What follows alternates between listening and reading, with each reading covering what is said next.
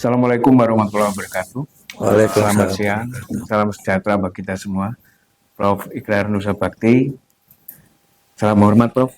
Mbak Titi, Mas Julius, dan Pak Dekan. Ini karena saya sebut belakangan karena yang punya gawe juga gitu Prof. Jadi survei ini kerjasama antara Indopol Survey and Consulting dan Fakultas Hukum Universitas Brawijaya Prof. Mungkin saya beri gambaran singkat tadi soalnya Prof. Eka bilang Indopol itu apa ya, gitu Prof. Kami berdiri tahun 2018 Prof. Jadi pertama kali survei nasional itu waktu Jokowi Maruf Amin. Nah, kami bersama teman-teman Al-Araf, kemudian teman-teman aktivis juga beberapa, kita mencoba menawarkan sebuah lembaga riset, yang kita berupaya seobjektif mungkin dengan metode yang paling mutakhir, Prof. Jadi insya Allah dari beberapa survei yang kita lakukan, ada sekitar 8 kali ini,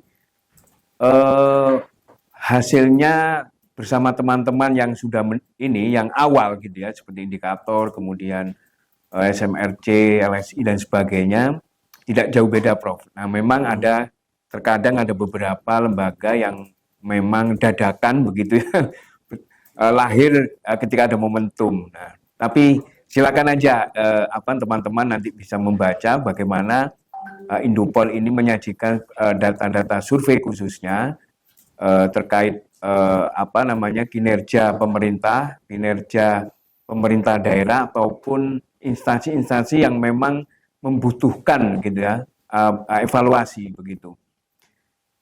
Secara umum survei kali ini itu khusus kita akan mengevaluasi kinerja pemerintah Jokowi di bidang hukum. Ada momentum pasca putusan MK dan waktu survei ini juga pada saat putusan MK Prof. Mbak Titi. Jadi meskipun yang putusan MK itu 2 hari setelah putusan kami turun. Jadi mungkin ada beberapa publik yang masih belum terbangun persepsinya terkait MK. Namun survei ini pasca putusan MK itu kurang lebih sudah 3 minggu. Jadi persepsi publik sudah terbentuk bagaimana putusan MK nomor 90 itu ditanggapi oleh publik kita. Survei ini menggunakan metode multistage random sampling. Jadi kita mulai dari tingkatan provinsi kita proporsional, kabupaten kota kita random, hingga responden terpilih, laki-laki perempuan di tingkat KK. Kemudian jumlah respondennya 1.240, jika ini dimasukkan dalam rumus Slovin, kurang lebih margin of error-nya plus minus 2,85 dengan selang kepercayaan 95%. Ini artinya ketika survei dilakukan dengan waktu yang bersamaan, hasilnya tidak akan jauh beda. Kira-kira begitu memahami metode ini. Kemudian kami juga melakukan quality control dalam survei ini berlapis mulai dari spot check 30% responden yang kami spot check di seluruh primary sampling unit. Kemudian kita juga melakukan monitoring melalui supervisi. Kemudian yang ketiga adalah surveyor itu wajib mengirimkan foto GPS pasca wawancara.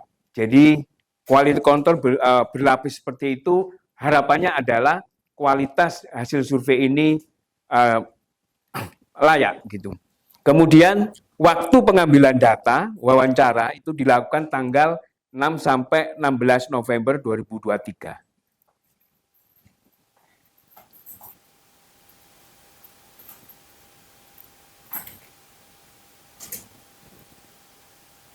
Sebaran respondennya, jadi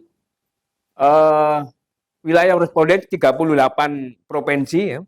ini kami proporsi dari jumlah penduduk 2022 di data BPS, sehingga menghasilkan sebaran responden seperti di paparan kami ini.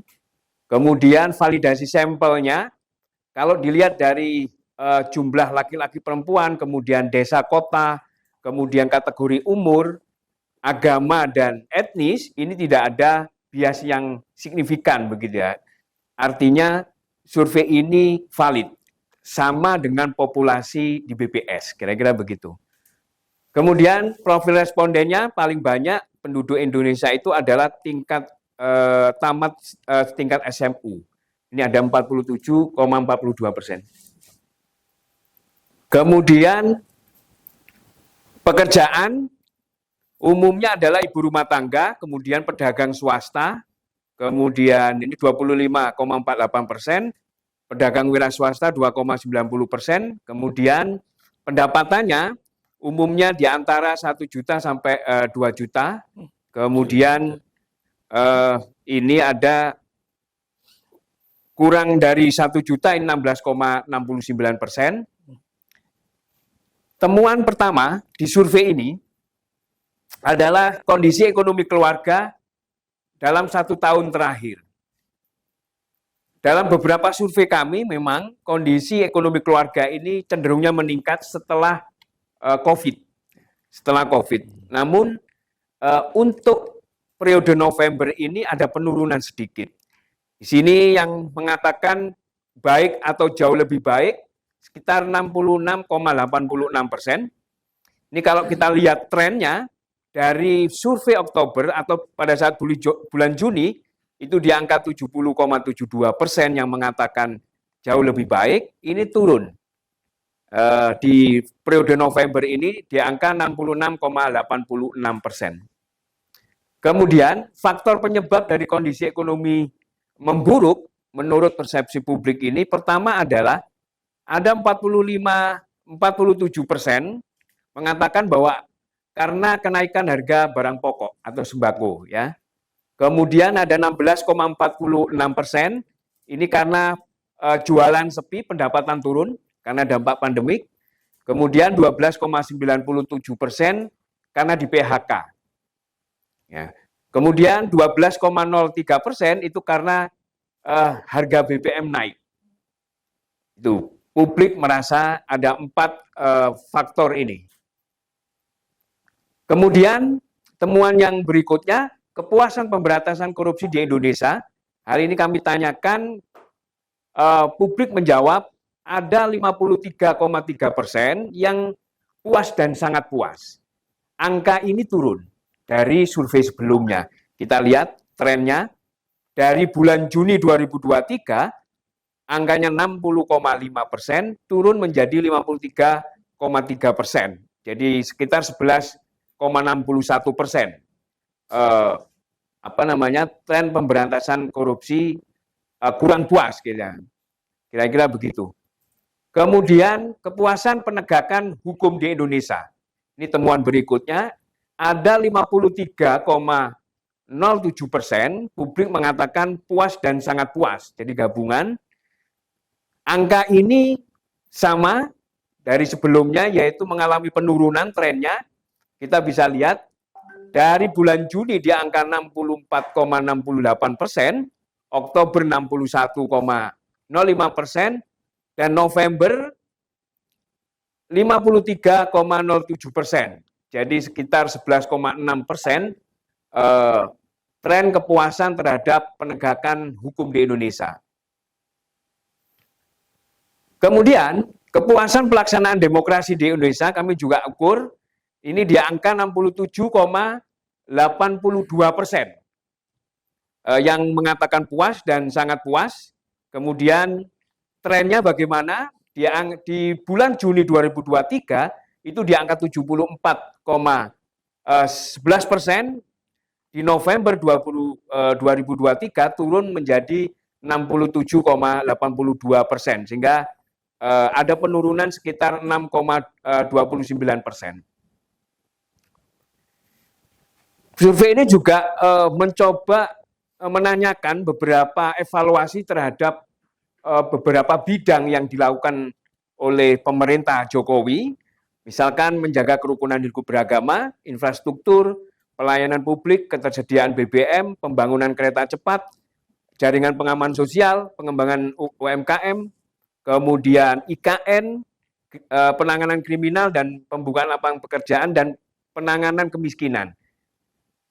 Di antara bidang-bidang ini, rapot merahnya adalah pembukaan lapangan kerja dan penanganan pengangguran dan kemiskinan. Ini di bawah 50%. Tepatnya di angka 49,76%. Kemudian penanganan pengangguran dan kemiskinan itu di angka 49,44%. Ini rapot merahnya pemerintah Jokowi di bulan November 2023. Sementara untuk menjaga kerumunan hidup beragama cukup tinggi, 83,63%, infrastruktur 77,6%, pelayanan publik 77,5%, kemudian kereta cepat 70,81%, kemudian IKN ini ada 67,34% yang mengatakan puas. Nah, dari sekian evaluasi kinerja pemerintah Jokowi, kemudian ini bermuara di kepuasan kinerja Presiden Jokowi atau biasa disebut dengan approval rating. Berapa angkanya? 74,28%. Angka ini masih cukup tinggi sebetulnya. Namun trennya sudah menurun. Jadi di bulan Juni, di bulan Oktober itu 77,1%. Ada yang mengatakan ada 82%, begitu ya, ada 80%, tapi di Indopol itu ada 77,1%. Di bulan November ini turun menjadi 74,28%. Kira-kira ada 3% penurunannya. Nah, setelah melihat kondisi ekonomi, kemudian demokrasi, kita akan lihat bagaimana persepsi publik terkait putusan MK. Ini ada 56,85% yang mengetahui. Jadi kurang lebih ada 56,85% yang mengetahui terhadap putusan MK nomor 90. Kemudian ada 62,1% yang mengetahui putusan MK itu tentang perubahan syarat capres dan cawapres, gitu ya, yang membolehkan yang salah satunya, gitu, pernah menjabat sebagai kepala daerah, maka boleh mencalonkan capres dan cawapres meski kurang dari 40%. Itu ada 62,1% yang tahu itu. Yang tidak setuju ada 51,45%. Jadi publik yang tahu terkait putusan MK itu ada 51,45% yang tidak setuju atas putusan itu. Kemudian yang setuju, yang tidak setuju, alasannya apa? Yang pertama, bahwa keputusan MK tersebut penuh dengan unsur politis, karena memberikan karpet merah anak presiden. Itu ada 46,84% yang menyebutkan hal itu. Kemudian keputusan MK itu menciderai rasa keadilan hukum di Indonesia, ada 25%. Kemudian keputusan MK itu tidak etis dalam penyelenggaraan negara karena penuh dengan praktek nepotisme. Ini ada 18,16%. Tiga hal ini yang menjadi alasan mereka tidak setuju atas putusan MK ini. Kemudian terkait dengan keputusan atau putusan sidang MK itu ada 52,74% yang tahu. Ya. Ada 68,5% yang setuju, yang tahu. Sementara ketika kami tanya keseluruhan, baik itu yang tahu atau tidak tahu, itu ada 47,66%. Yang setuju ada sidang MK, gitu ya. Bagaimana sikapnya? Yang pertama, Jika keputusan MK itu diduga pelanggaran kode etik dan pedoman perilaku hakim yang ditujukan pada Ketua MK Anwar Usman dinyatakan bersalah melanggar etik, bagaimana sikap publik? Ada 46,69% yang mengatakan setuju. Sementara yang tidak setuju ada 21,13%. Meskipun yang tidak tahu ini cukup besar ya, di 32,18%. Kira-kira ini yang masa bodoh lah, atau mungkin informasi dia tidak dapat begitu ya. Kemudian kita tanyakan lagi, jika keputusan MK itu dinyatakan bersalah, kemudian berakibat gagalnya Gibran Rakabuming Raka menjadi cawapres, berapa yang setuju? Ada 43,39%. Kemudian yang tidak setuju 25,81%. Jadi cukup banyak juga, Prof. 25,81% ditambah dengan yang tidak bersikap, ada 30,81%. Terkait persepsi publik pasca putusan MK, maka kami tanya bagaimana tingkat kepercayaan publik terhadap MK. Ini di angka 58,54%. Jadi angkanya di posisi apa? 58,54% ini kategorinya ya turun ya, buruk ya. Biasanya kami evaluasi kepercayaan ini di atas 60 boleh lah. Ini di bawah 60%, 58,54%. Kemudian variabel yang lain, politik dinasti di pemilu 2024, ini juga kami tanyakan bagaimana persepsi publik terhadap apakah Anda percaya bahwa adanya politik dinasti di Indonesia. Ada 66,77% mengatakan percaya. Ya.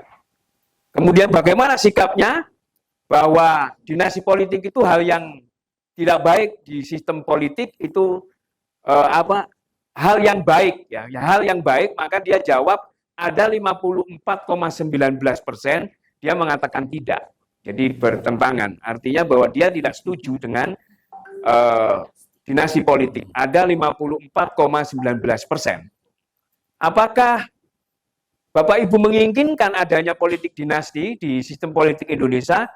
Tidak. Ada 52,42%. Kemudian yang mengatakan iya 9,35%. Sementara yang tidak menjawab 38,23%. Kemudian sikap publik terhadap Gibran menjadi cawapres, ada 47,42% yang mengatakan setuju. Kemudian bahwa Gibran, maksud kami variabel ini sikap publik terhadap bahwa Gibran adalah salah satu produk dinasti politik. Itu ada 47,42% mengatakan setuju. Ya, kemudian sementara yang tidak setuju di angka 28,15%. Jadi angka yang tidak setuju ini hampir sama, 25 yang tadi, ini sekarang 28,15%. Jadi angka 47,42% ini adalah yang tidak setuju, yang setuju bahwa Gibran adalah lahir dari dinasti politik.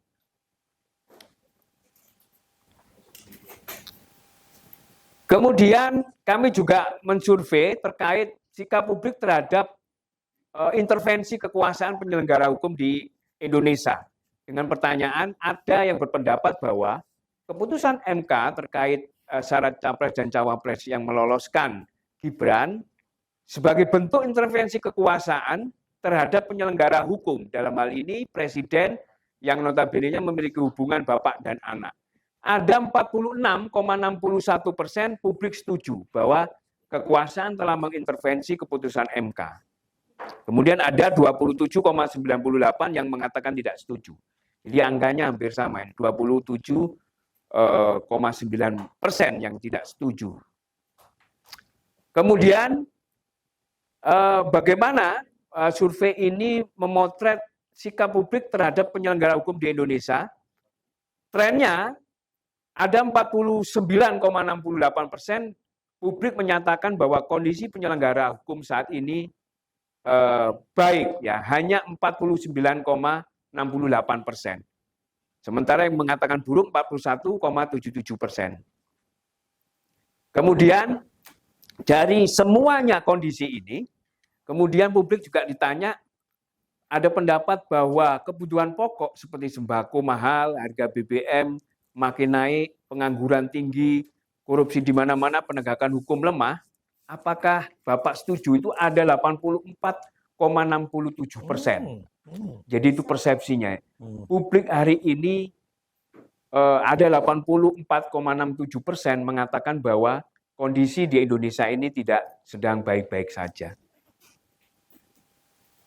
Kira-kira itu hasil dari temuan kami, khususnya di bidang hukum, mungkin nanti ditambahkan oleh Pak Dekan terkait bagaimana putusan MK dari sisi teorinya. Terima kasih.